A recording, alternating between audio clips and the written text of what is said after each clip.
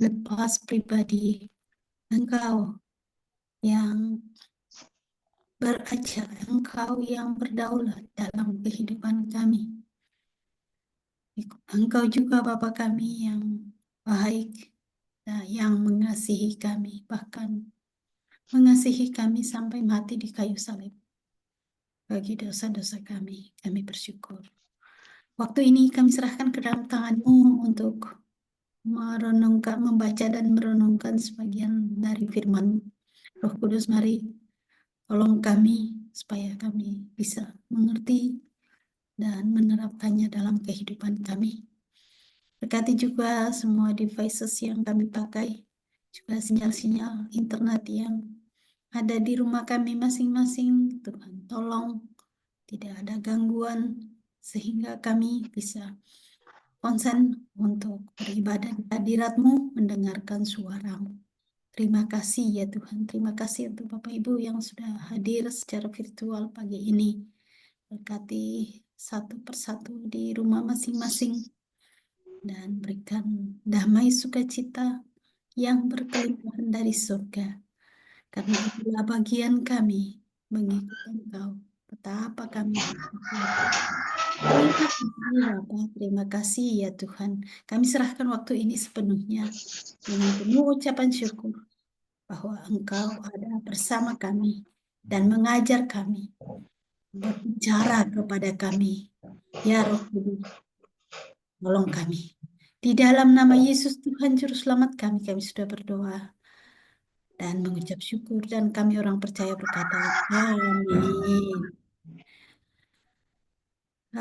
Saya ada ehonya Bu, mungkin yang satunya di ya. nonaktifkan. Oke, kalau begitu saya out saja dari sini.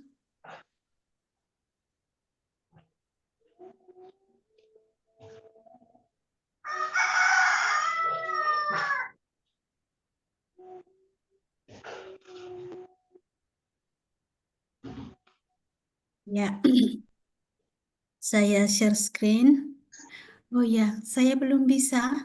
Bapak Ibu, saya belum bisa share screen. Dua-dua dijadikan co-host, Ibu Oh, Tabita, Ibu Barita. ya, yang Tabita 01, tolong dijadikan Ibu.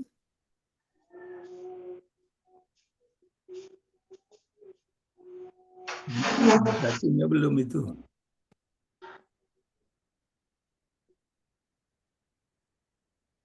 Gimana Bu, sudahkah? Yang Tabita 01 ya Ibu. Ya, sudah Bu. Ya, terima kasih Bu.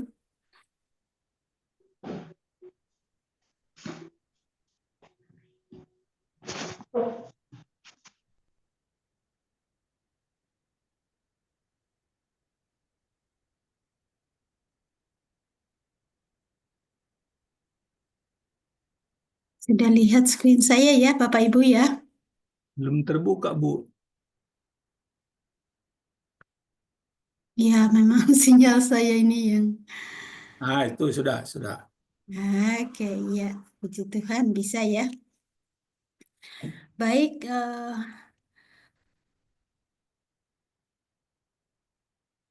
tema yang kita bicarakan bulan ini dan ini hari terakhir ya, bahwa penderitaan suatu realita yang tidak terelakkan. Lalu saya berikan subtema penderitaan sebagai suatu pandangan umum dan berbagai implikasinya.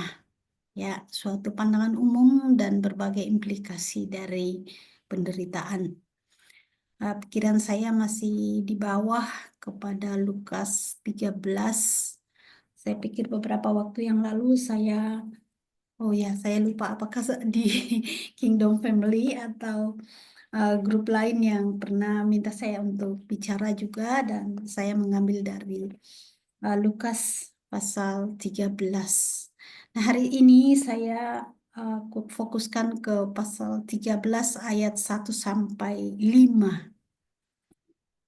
Saya mau baca kepada Bapak Ibu dulu.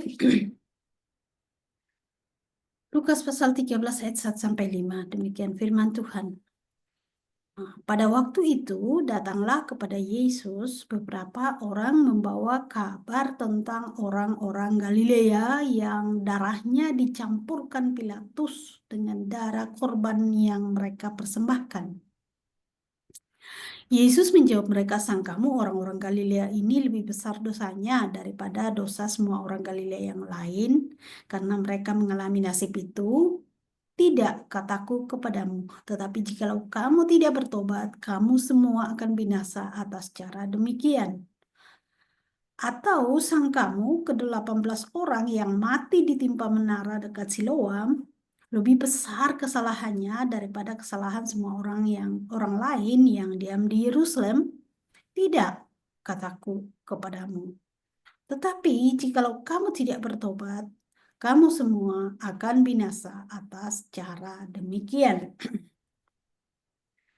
Eh, Kalau kita melihat dalam Lukas pasal 13 ayat 1 sampai 5, beberapa ayat ke depan sebenarnya memang bagian ini tidak dibicarakan oleh penulis Injil yang lain. Jadi hanya Lukas yang cukup jeli melihat bagian ini dalam pengajaran Yesus sehingga dia menuliskannya. Nah, tentunya kita berpikir bagaimana Lukas? Lukas bukan salah satu rasul ya yang mengikuti Yesus. Kok bagaimana dia tahu bahwa itu pengajaran dari Yesus? Nah, kita tahu bahwa siapa Lukas sebenarnya. Lukas lebih sering diidentifikasi baik dengan, terutama mungkin dengan Rasul Paulus ya, karena dia menyertai Rasul Paulus dalam perjalanannya mengabarkan Injil. Nah, ada juga penulis komentator yang lain, penulis tafsir yang lain berkata bahwa Lukas juga kadang-kadang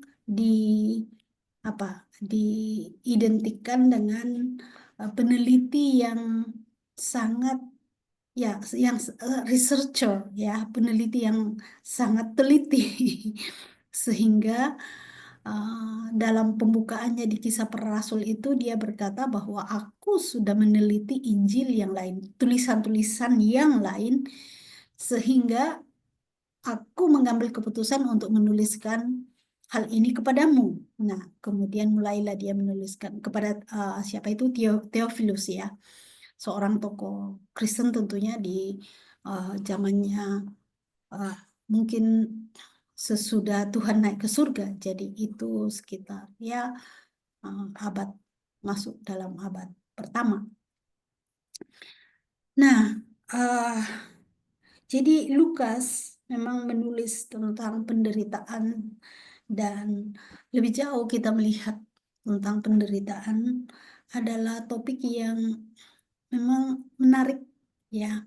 Jadi betul juga bapak-bapak yang memilih tema ini, ya memang ini menarik untuk dibicarakan, bahkan para akademisi juga terus ya berdiskusi melalui tulisan-tulisan mereka.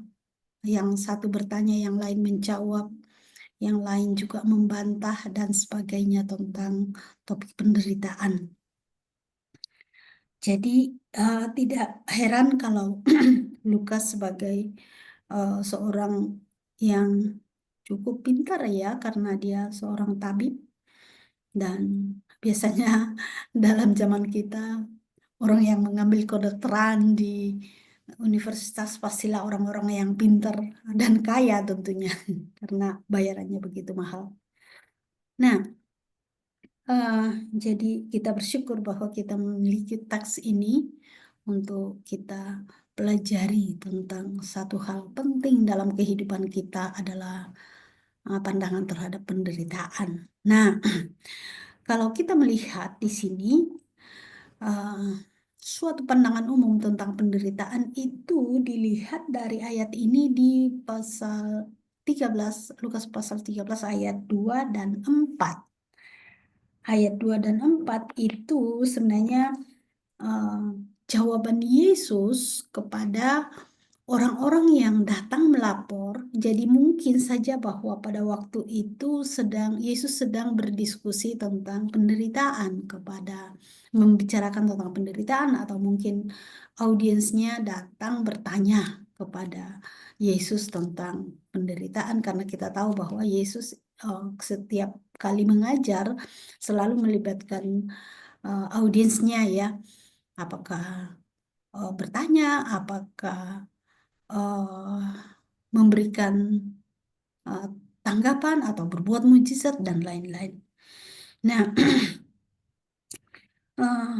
dalam pertemuan itu orang datang melaporkan tentang ada orang yang rupanya datang ke Bait Allah untuk menyembah, atau ya kemana ya, tidak terlalu jelas, tetapi Pilatus sebagai penguasa pada waktu itu langsung membunuh orang-orang ini, dan darahnya dicampurkan dengan darah korban yang mereka persembahkan. Itu kejadian yang sangat mengerikan, sangat menusuk hati orang-orang Yahudi, karena kita tahu bahwa Pilatus bukan orang Yahudi, dan ya mereka sangat susah dengan situasi itu. Mereka melihat bahwa orang-orang yang diperlakukan oleh Pilatus ini sangat menderita.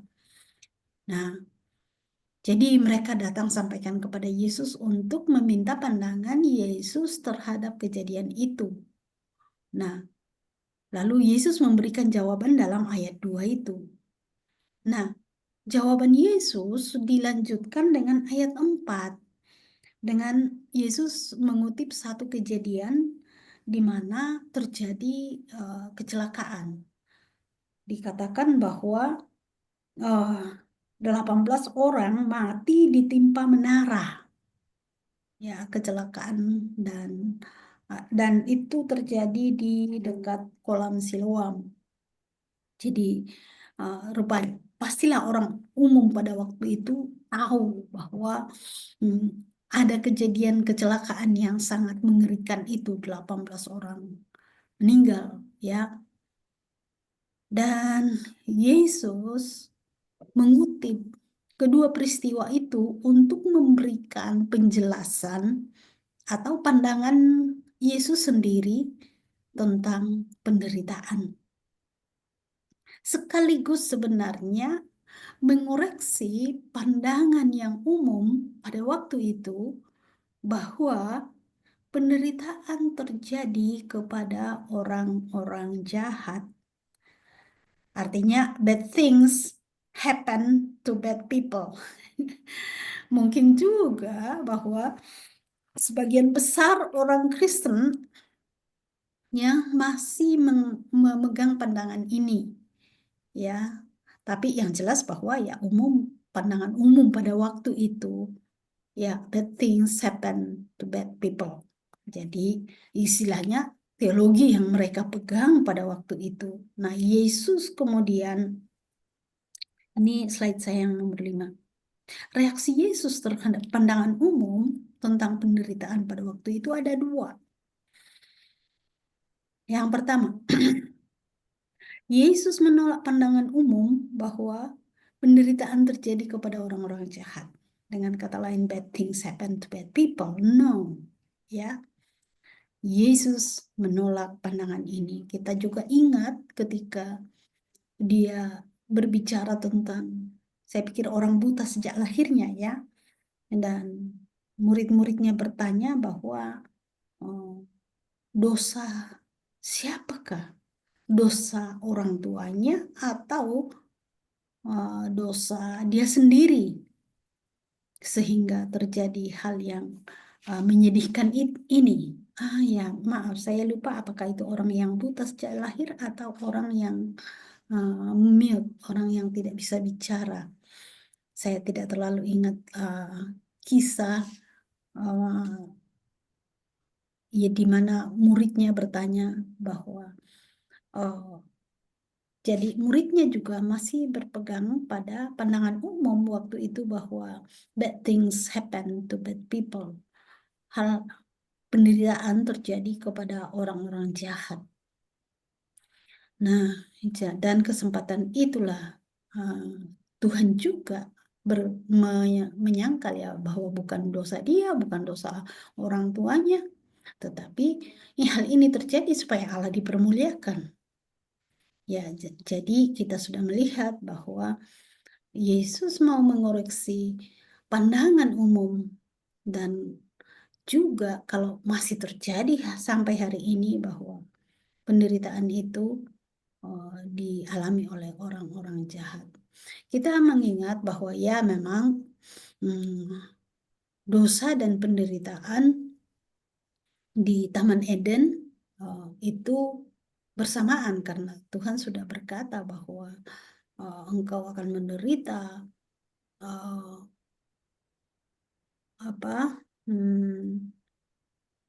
engkau akan mengalami kematian dan sebagainya kepada Adam dan Hawa. Jadi ya memang ada hubungannya ke situ, tetapi ke depannya kita melihat dalam firman Tuhan bahwa tidak selamanya orang orang jahat itu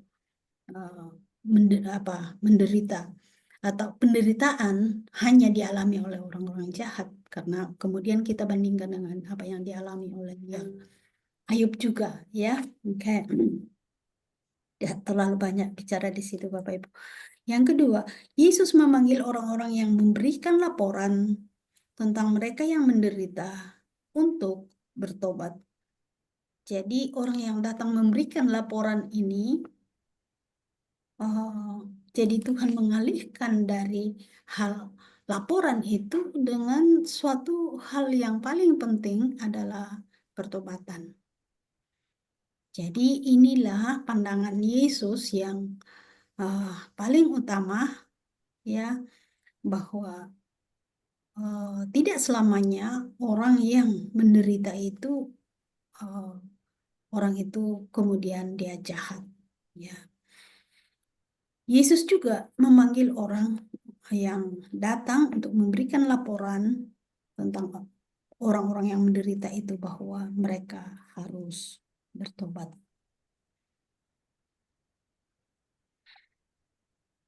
Nah, kalau demikian saya masuk ke implikasi-implikasi tentang penderitaan menurut Lukas 13 ayat 1 sampai 5.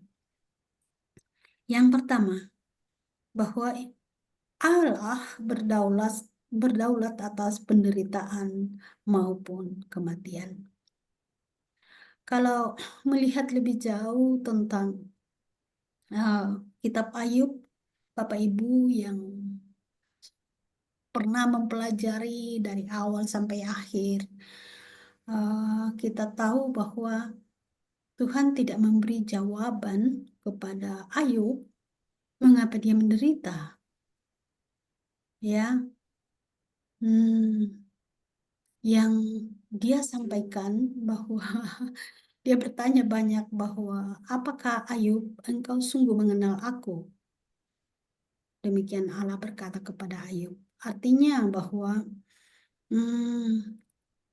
Allah dikenal dari atributnya sebagai Allah yang berdaulat. Allah yang memegang kendali atas ciptaannya.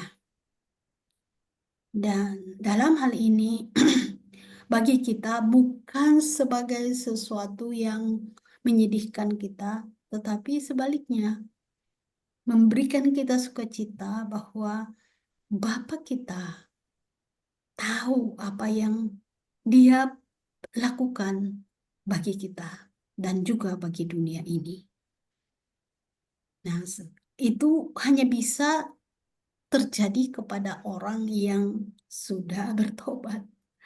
Sebelum orang bertobat, dia tidak akan pernah memahami bahwa Allah berdaulat, tetapi juga sebagai Bapa yang dekat dengan orang-orang yang patah hati, dengan orang-orang yang menderita, dengan orang-orang yang susah dalam kehidupan ini. Ya, jadi kembali kepada inti dari Lukas 13 ayat 1 sampai 5, pertobatan yang diminta oleh Tuhan. Sampai 2 kali Tuhan bicara bahwa kalau kamu tidak bertobat, maka kamu juga akan mengalami hukuman yang sama. Oke. Yang kedua, seluruh umat manusia telah jatuh dalam dosa, maka semua akan mati. Jadi, kematian yang dialami oleh orang-orang yang dihukum oleh Pilatus atau orang-orang yang ditimpa menara yang mengalami kecelakaan itu ya sama dengan orang-orang lain yang berdosa. Dan kita sudah tahu seperti Perjanjian Baru mengatakan bahwa upah dosa itu maut, dan itu ketetapan dalam firman Tuhan. Baik Perjanjian Baru maupun Perjanjian Lama memberikan ketetapan bahwa dosa pasti bayarannya maut. Memang kemudian di Perjanjian Lama Tuhan sudah memberikan gambaran di Kejadian pasal 3 bahwa maut sebagai bayaran untuk dosa, sebagai upah untuk dosa, tidak harus yang melakukan dosa itu. Karena kita tahu bahwa di Taman Eden peristiwanya adalah bahwa binatang yang dibunuh dan kulitnya diambil untuk dipakaikan kepada Adam dan Hawa untuk menutupi rasa malu. Jadi dosa rupanya dihubungkan dengan rasa malu, yaitu orang Asia banget. Kalau berbuat dosa, malu bagi keluarga. Yaitu orang Barat, filosofi orang Asia ya. Dosa itu membawa rasa malu. Dan itu ya memang Alkitab kita itu ditulis di Asia ya. Jadi filosofi yang dibawa adalah filosofi Asia yang kurang dipahami di Barat. Karena di Barat orang individualistik. Nah, ya, apa yang saya lakukan ya itu urusan saya. Anda tidak perlu ikut campur. Ya, tapi di Asia bahkan untuk kita orang Timur, kemudian lebih kepada orang Indonesia ya, kita sangat membawa kita sangat dekat dengan keluarga, dan apa yang kita lakukan berdampak bagi keluarga kita. Seluruh umat manusia yang telah jatuh dalam dosa, semua akan mati. Kecuali satu hal adalah dia bertobat. Sekalipun sesudah bertobat tentunya, sekalipun mengalami kematian secara jasmani, ya Tuhan berkata bahwa kita akan menerima tubuh kebangkitan. Ya, tubuh kebangkitan seperti apakah itu? Ya kita nantikan, kita percaya bahwa Tuhan tidak pernah berbohong kepada kita ketika Dia berkata akan ada tubuh kebangkitan bagi kita ya di 1 Tesalonika. Baik, yang ketiga, saat kematian bagi seseorang tidaklah diketahui, ya.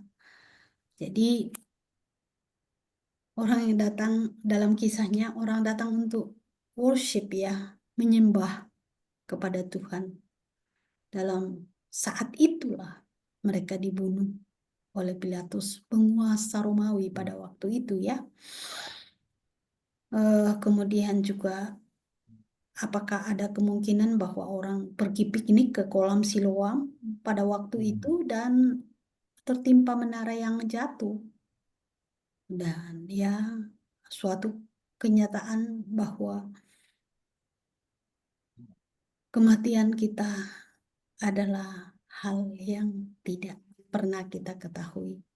Walaupun saya pelajari dari orang tua saya, eee, beberapa kali misalnya waktu saya masih ikut orang tua saya mengunjungi orang sakit dan dia pulang, mama saya biasanya dia pulang dan dia memberitahu kami semua bahwa biasanya mungkin ya, saudara dari kakek nenek, jadi, eee, ibu saya akan memberitahu kami, "Itu sepertinya tidak lama lagi." Walaupun memang dan memang kenyataan begitu, tidak lama 2 3 hari kami sudah mendengar bahwa orang yang kami kunjungi itu dan doakan supaya sembuh malah sudah meninggal, begitu ya. Mungkin itu hikmat ya yang diberikan. Kemudian saya mulai ingat-ingat situasinya orang pada waktu itu, ya memang, misalnya masih bisa bicara tapi bicaranya sudah nggak jelas. Kemudian, kami dengar, kisah misalnya makanan yang diberikan dulunya banyak, sekarang sudah sedikit. Dan juga misalnya dari, berat badan yang sangat berkurang secara signifikan. Dan saya sendiri memang pernah melihat itu om saya sendiri, mmm, saudaranya ibu, kami berkunjung, mungkin 3 bulan sebelumnya masih sangat baik, badannya bagus, sehat. Kemudian kami berkunjung yang kedua kalinya yang saya katakan kira-kira 3 bulan itu, kok signifikan, eee, berat badannya turun dan, eee, saya kaget sekali ketika saya bertemu dengan anggota keluarga, dari om saya itu dan ketika saya pulang saya terus mengingat dan berdoa, "Tuhan, kembalikan kesehatannya, kembalikan situasinya seperti semula." Tetapi beberapa waktu kemudian, tidak lama kami sudah mendengar bahwa meninggal. Ya, saya harap bahwa, eee, kita, biasanya orang kingdom itu sudah terbiasa mengunjungi orang sakit ya. Kadang-kadang di-posting mengunjungi orang sakit ini, berdoa untuk orang sakit itu.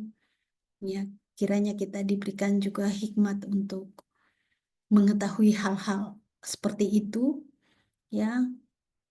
Dengan demikian mungkin kita bisa memberi nasihat kepada keluarga untuk bersiap-siap atau kita tidak mengharapkan kematian setiap orang, tapi kalau kita bisa punya hikmat, mengetahui saat yang kira-kira waktunya untuk dipanggil, maka kita bisa menyiapkan keluarga atau orang-orang di sekitar kita. Yang keempat, masa hidup manusia itu singkat. Ya, Bapak Ibu tahu semua ini. Tapi hal yang memang tidak bisa dipungkiri ya. Saya ingat pendeta saya berkhotbah bahwa dan memberikan sebuah perumpamaan, eee, apa, buah kelapa, ya. Pendeta kami waktu itu punya kebun, dia menanam banyak kelapa. Nah, mungkin beliau sangat berharap bahwa kelapa yang dia memang ada yang subur, ada yang tidak, tapi kelapa-kelapa yang sudah ada, kenyataannya ada yang sudah kering baru jatuh. Ada juga yang sudah seperti ya cukup cukup besar, kemudian kulitnya mengeras, mungkin dengan harapan bahwa kalau itu terus beberapa waktu lagi bisa dipanen, ternyata jatuh. Lalu Kita tahu bahwa ada bunga yang muncul dari kelapa kalau mulai berbuah dan ya kadang sudah jadi kelapa sekepal tangan mungkin, ternyata jatuh. Ya,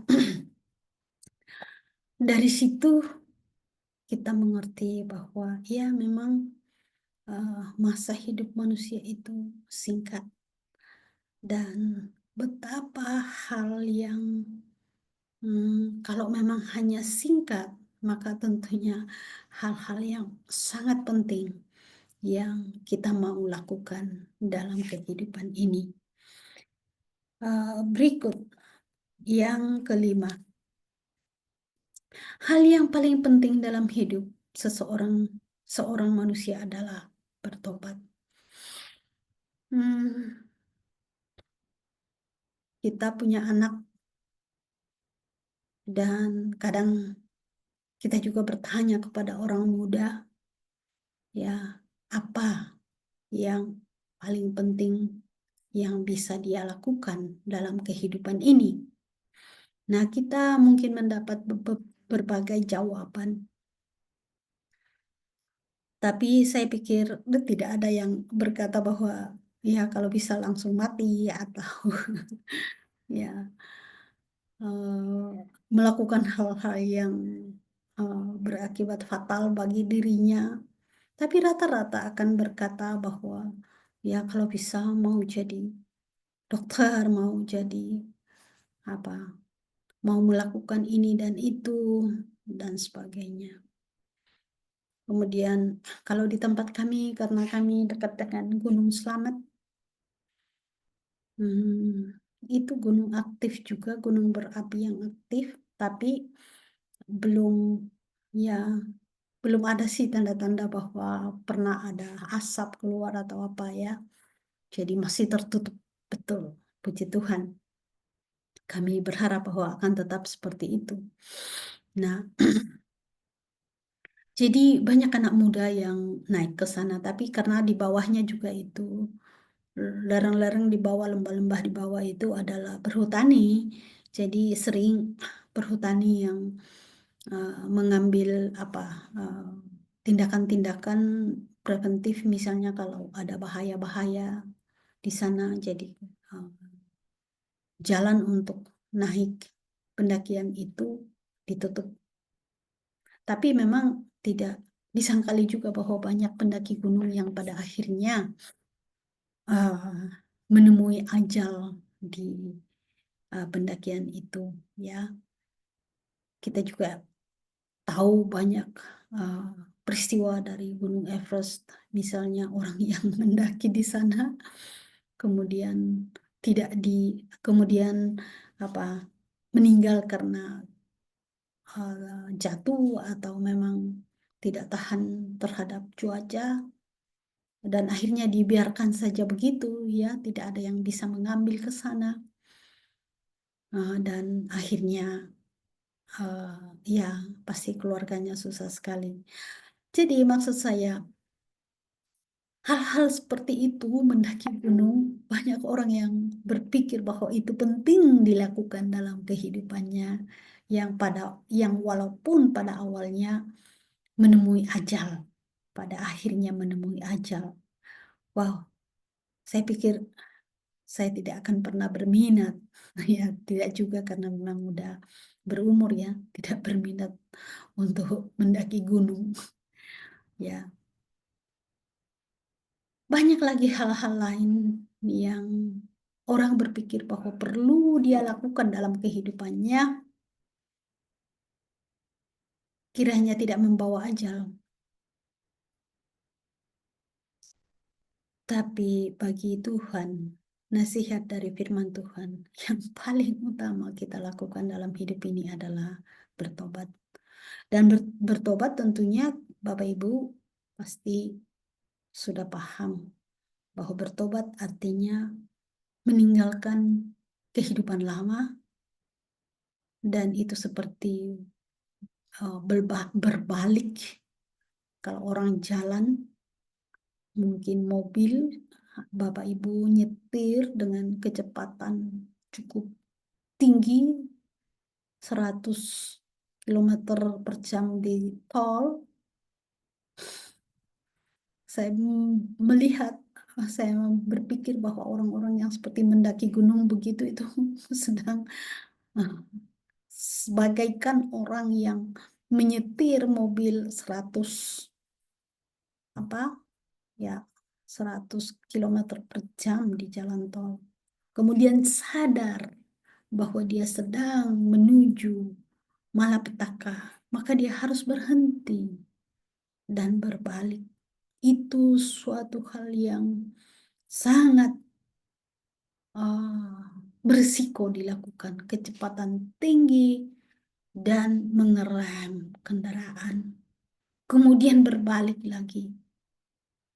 Bertobat bukan hal yang mudah dilakukan dalam hidup ini. Banyak orang gagal mengikut Yesus. Semua mau kehidupan yang ditawarkan oleh Yesus, kehidupan yang kekal di surga bersama Tuhan. Kekal juga memang berarti mutu kehidupan yang luar biasa, yang tidak pernah dialami di dunia ini, yang dialami di surga, dan siapa yang tidak mau. Tetapi mengambil keputusan untuk bertobat, itulah yang sangat menyakitkan. Itulah yang resiko yang sangat susah bagi seseorang untuk mengambilnya. Makanya banyak orang yang sudah tahu bahwa dia harus bertobat, tapi masih terus dengan kehidupan lama itu. Karena apa? Banyak risiko yang dia harus hadapi. Dan tidak mau mengambil risiko itu. Jadi kehidupan pertobatan dalam hidup ini sesuatu yang berat.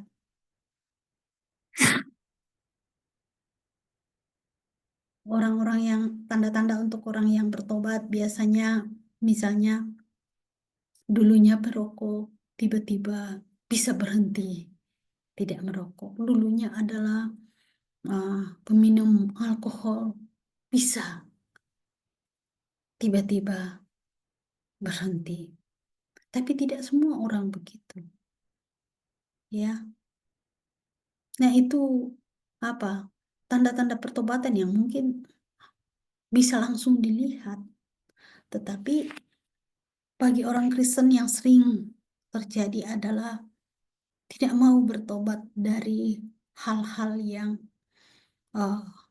istilah John Wesley itu adalah dosa-dosa dalam diri orang percaya. Dan dosa-dosa dalam diri orang percaya itu adalah seperti iri hati, sombong rohani, apalagi ya biasanya dosa-dosa yang tidak kelihatan.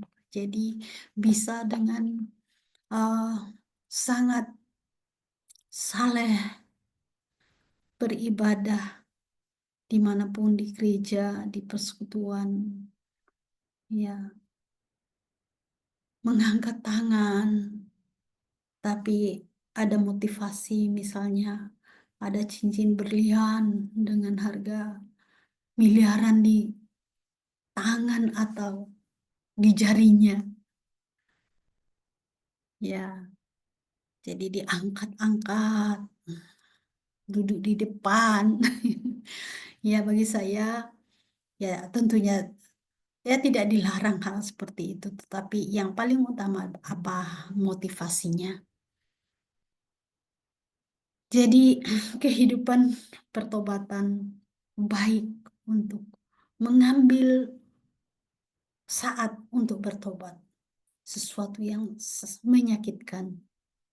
Kemudian menjalani kehidupan yang penuh pertobatan juga tidak mudah. Tetapi kalau itu perintah dari Tuhan, maka kita bisa ditolong oleh Roh Kudus untuk menjalaninya. Pertobatan tentunya meninggalkan dosa dan berbalik kepada Tuhan. Jadi meninggalkan kehidupan dosa dan atau lalu menuju ke kehidupan saleh, kehidupan suci. Nah, istilah kehidupan suci biasanya banyak orang yang nggak enak dengernya, ya. Bahkan kemudian menjadi pergolakan dalam kehidupan teologi, dibuat sedemikian rupa sehingga menjadi bahan ejekan misalnya, atau sebuah pandangan ketidakmungkinan, impossibility, ya, dialami dalam kehidupan ini. Tapi saya percaya bahwa kehidupan yang saleh bisa dijalani dalam kehidupan ini, tergantung bagi kita bagaimana kita mengartikan dosa. Jadi kalau kita berkata bahwa kita berdosa dalam setiap detik, dalam setiap waktu, saya pikir ya memang tidak bisa kita menjalani kehidupan saleh.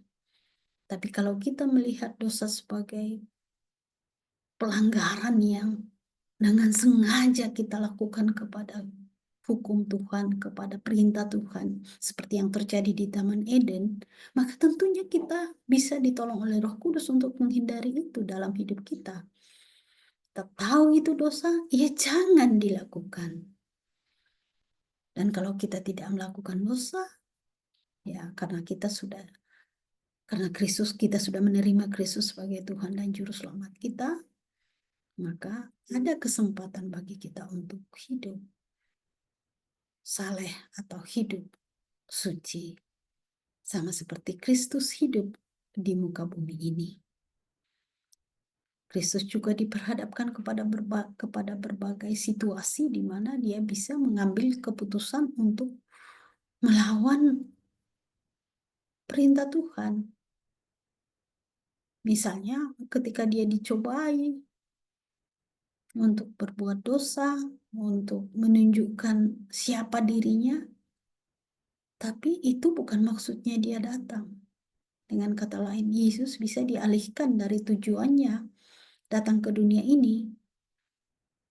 Syukur bahwa Tuhan kita menjalani kehidupan yang saleh, sehingga menjadi contoh bagi kita untuk hidup saleh.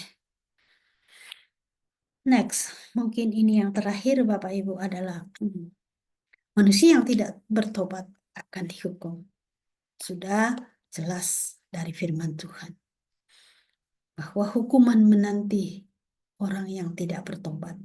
Orang yang sudah tahu Tuhan panggil dia, sudah dengar dan sudah diberikan kesempatan untuk bertobat, tetapi tidak dilakukan, pasti dihukum. Saya tidak berbicara tentang orang-orang yang mungkin saja tidak pernah mendapat kesempatan untuk bertobat. Nah, sering mahasiswa saya bertanya begitu, kan dia di hutan, belum pernah dengar Injil, temannya hanya binatang-binatang, dia pun tidak punya HP, tidak punya televisi, dan seterusnya. Banyak ya mereka diskusikan di kelas saya misalnya. Tetapi firman Tuhan berkata apa? Tidak ada jalan bagi seseorang, karena kalau dia tidak dengar firman, dia tidak baca Alkitab, hati nuraninya tidak bisa dia pungkiri bahwa ada Tuhan yang menjadikan langit dan bumi dengan segala keajaibannya, yang perlu dia cari dalam hidup ini, yang perlu dia sembah, yang perlu dia uh, apa yang perlu dia terima sebagai fakta tentang keberadaannya supaya dia tidak dihukum. Jadi tidak bisa orang berdalih. Ya, itu sesuai dengan kitab Roma ya. Paulus mengatakan dalam Roma pasal 1 bahwa orang tidak bisa berdalih dan mengatakan bahwa tidak ada Tuhan. Saya tidak kenal Tuhan. Ya. Jadi mari kita lebih bersemangat untuk memberitakan berita pertobatan sesuai dengan visi misi Kingdom Family Indonesia. Turut menuntaskan amanat agung supaya orang lain tidak dihukum. Anggota keluarga kita tidak dihukum. Saudara sebangsa kita tidak dihukum.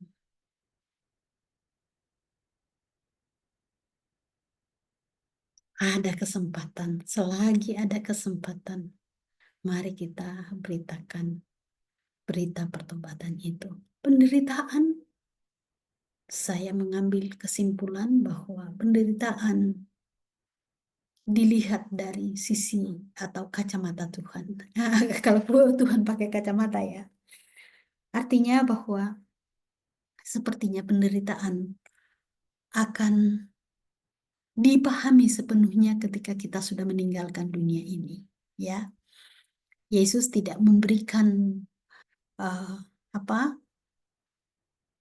definisi batasan tentang penderitaan, demikian juga perjanjian lama, tetapi implikasi-implikasi dari penderitaan perlu kita sadari. Dan dengan demikian mendorong kita untuk hidup bersukacita sekalipun mengalami penderitaan, tidak menyangkali Yesus seperti atau tidak menyangkali Tuhan seperti Ayub, tetap hidup saleh dan melewati penderitaan itu dengan iman yang teguh bahwa apapun yang kita alami dalam dunia ini, yang penting bahwa Tuhan ada bersama kita. Amin, Bapak Ibu. Mari kita berdoa.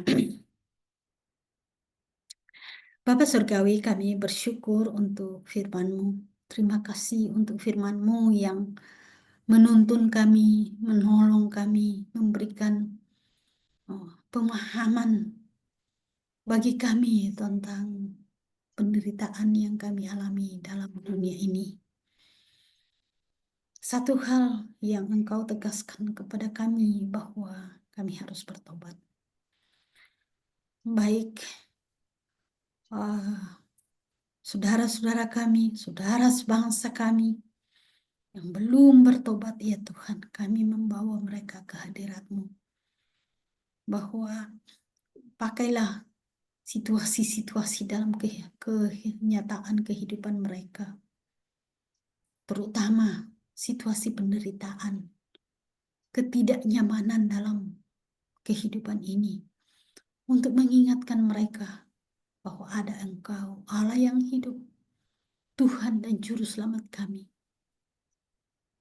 yang perlu kami sembah, yang perlu kami cari, yang perlu kami pegang dalam kehidupan ini, dan beriman teguh kepadamu sampai Engkau datang menjemput kami.